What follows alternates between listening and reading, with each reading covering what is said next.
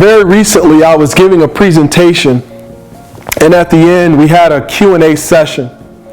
And during that Q&A session, a young lady raised her hand, and she said, "Jonathan, I've heard you talk about success and how to get there, what the strategies are to win in life." And I took a lot of notes. Everything sounded great. But I want to ask you, in your lifetime, what have you seen as being the biggest deterrent of success? What's the thing that gets in everybody's way that you've seen? And I thought about it for a moment, and it was a very clear answer for me, which also may be for you.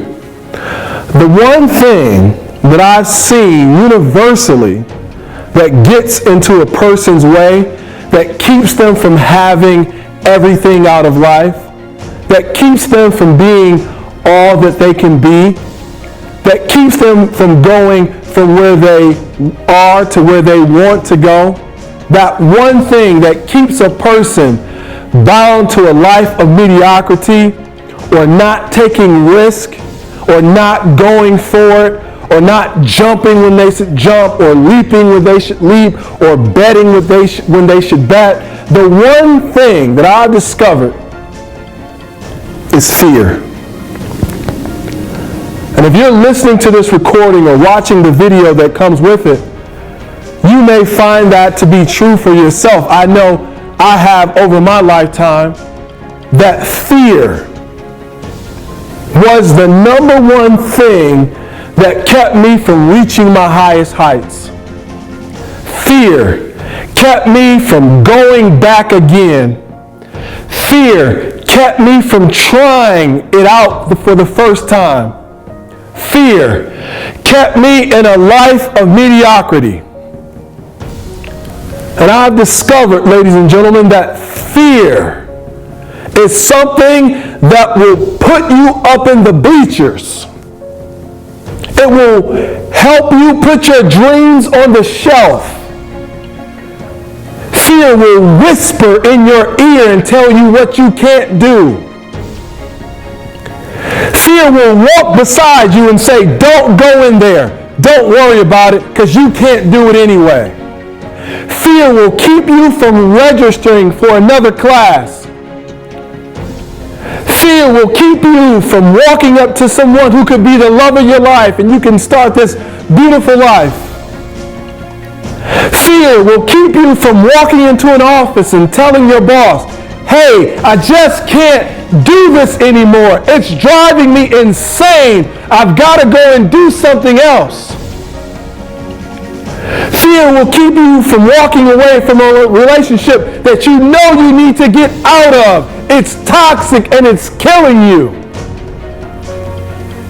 Fear will keep you in a mediocre status of life. And I'll tell you this, you were not designed to be mediocre. You were not designed to live the status quo. You were not designed to be normal. You were not designed to be regular. You were designed and manufactured by the boss to do big things on the planet before you check out. And I'm telling you, don't allow fear to keep you from doing those things.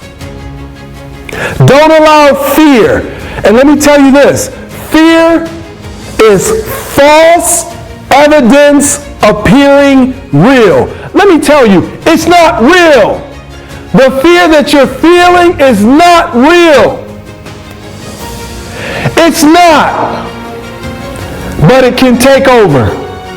It can keep you from where you want to go. It can keep you stuck in mediocrity. So Jonathan, okay, we've established that fear is bad, fear is dangerous, fear is a hindrance. So what can we do to move past it? What can we do to create a different life? What can we do to climb that mountain of success that I know that's there? I can see it, I can feel it, I can taste it. I see others with it and I want it, but fear is keeping me from it. What can we do? I'll tell you. The only strategy or the one driving strategy that I use when it comes to fear is something that my papa taught me. My father was an amazing man. He did some amazing things on the planet. And he was a quasi wise man, motivational speaker, and life coach, all wrapped up in a 6'2" frame.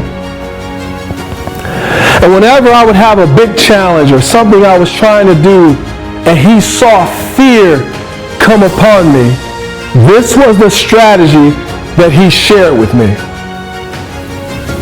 He said, Jonathan, you need to create in your mind, in your imagination, and on paper.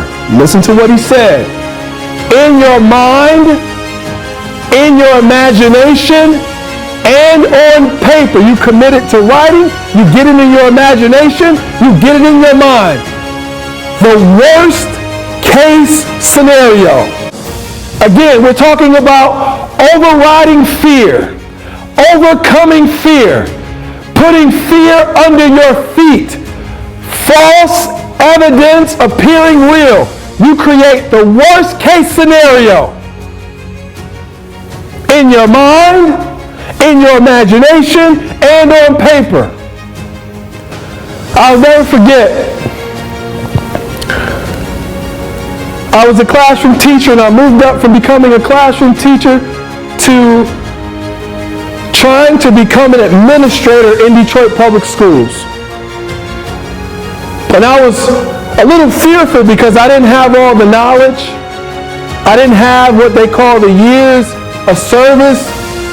I only had a heart to want to try to serve, and I wanted to do something great on the planet, and I thought I would make a great leader. And I was afraid. I was afraid to fill out the application.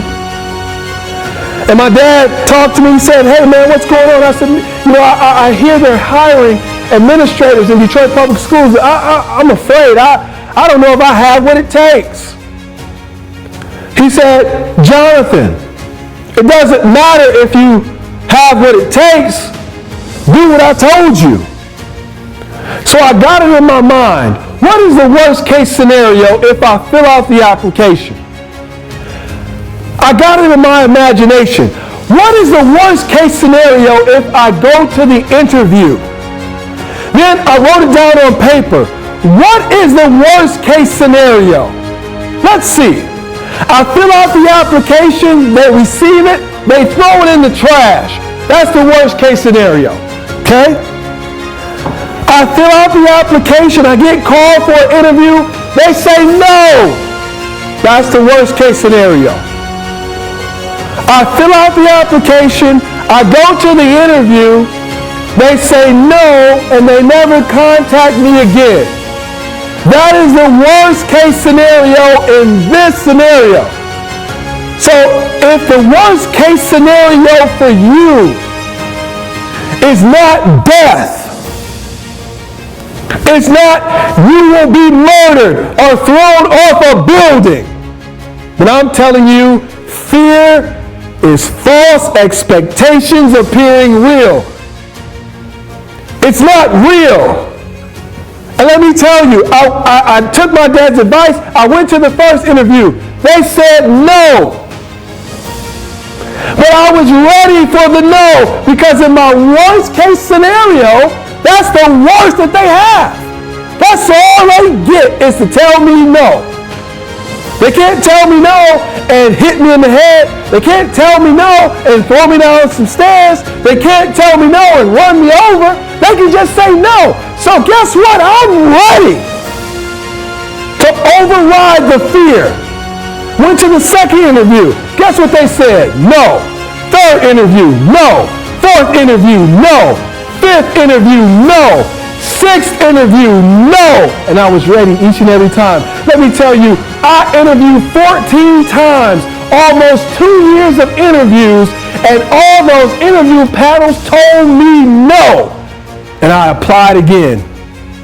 I called my friend Daryl Rogers and I said, Daryl, I got another interview. He says, man, you are crazy. Edison, nobody wants you. Let it alone. Give it up. Just walk away from it. He said, you got to be crazy, man. I said, I am. I said, as a matter of fact, Daryl, I'm going to get this one. I got an interview tomorrow. He says, Jonathan, come on, man. All that motivation, hocus pocus stuff doesn't work. How can you be excited? What do you mean you're going to get it? I said, man, I'm excited. I'm going to get it. He says, okay, prove to me that you can get it. I said, it's simple. I know all the questions. And he burst out laughing. I went to the next interview with in mind, what is the worst case scenario? Because let me tell you something, ladies and gentlemen, you interview 14 times, you interview almost 2 years, guess what? You know all the questions. And I got the job. I became the youngest assistant principal in the history of Detroit Public Schools at 27. Not because I was the smartest, not because I had the most talent, not because I had the most going on, the most years of service, the most teaching skill. No, because I learned the skill my papa taught me was to override fear by creating the worst case scenario. And I'm telling you, you have an opportunity in front of you to do something amazing. But you can't allow fear to keep you from it. You can't allow fear to make you back out.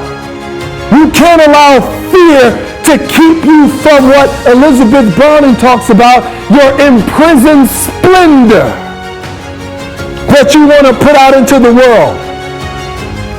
Because fear is a cancer.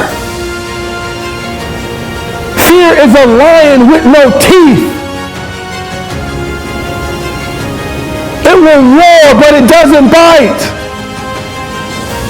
It was very interesting because I did that job for almost 2 years as an assistant principal, and I got fired. And they told us, listen, we're having a downsizing.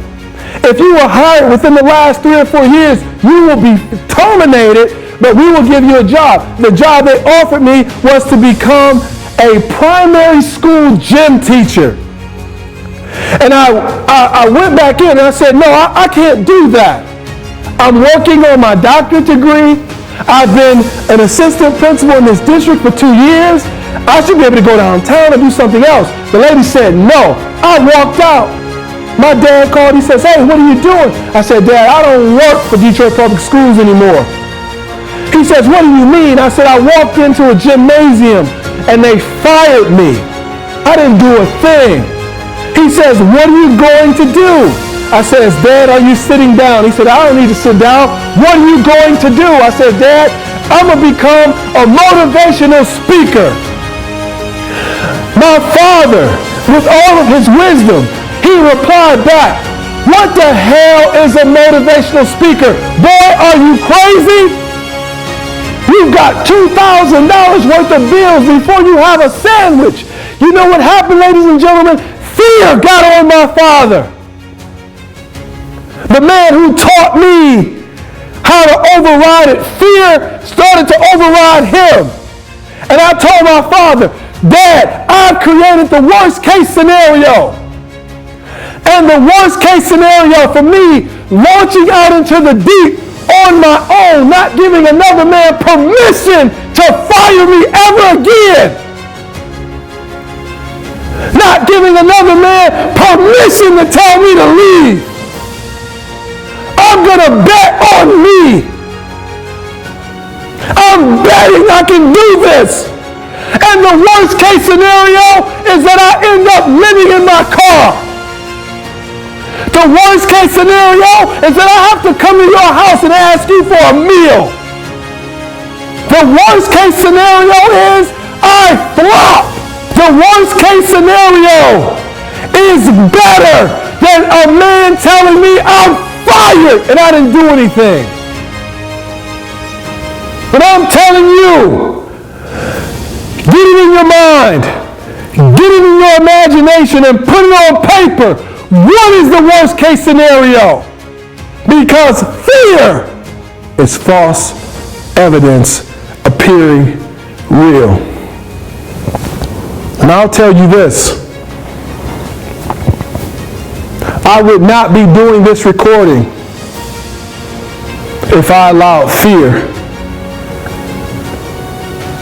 to keep me from going after my dream.